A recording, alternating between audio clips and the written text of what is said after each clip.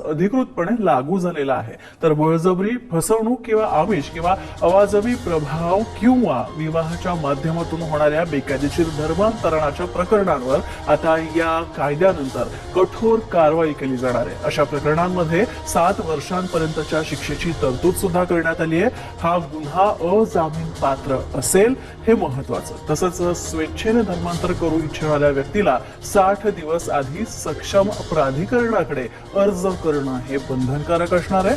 तसंच आंतरधर्मीय विवाहामधील अपत्याच्या धर्मासंदर्भात सुद्धा नवीन कायद्यात विशेष तरतुदी करण्यात आलेल्या आहेत। आता या कायद्याच्या अंमलबजावणीकडेच सगळ्या राज्याचं लक्ष लागलं। तर पाहुयात या कायद्यात काय सांगण्यात आलेलं आहे। महाराष्ट्र धर्म स्वातंत्र्य कायद्याला राष्ट्रपतींनी मंजुरी दिलेली आहे।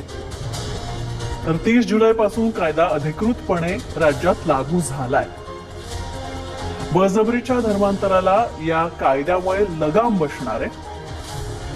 फसवणूक, आमिष दाखवून किंवा दबावातून धर्मांतरण करण्यात या अंतर्गत बंदी घालण्यात आलेली आहे। विवाहाच्या माध्यमातून बेकायदेशीर धर्मांतरावर कारवाईची सुद्धा तरतूद या कायद्यात आहे। बळजबरीनं धर्मांतर केलं तर 7 वर्षांपर्यंतची शिक्षेची तरतूद आहे। तर धर्मांतराचा गुन्हा अजामीन पात्र असेल। स्वेच्छेच्या धर्मांतरासाठी 60 दिवस आधी अर्ज करणं हे आवश्यक असणार आहे या कायद्याअंतर्गत। तर सक्षम प्राधिकरणाकडे पूर्व परवानगीची प्रक्रिया ही अनिवार्य करण्यात आली।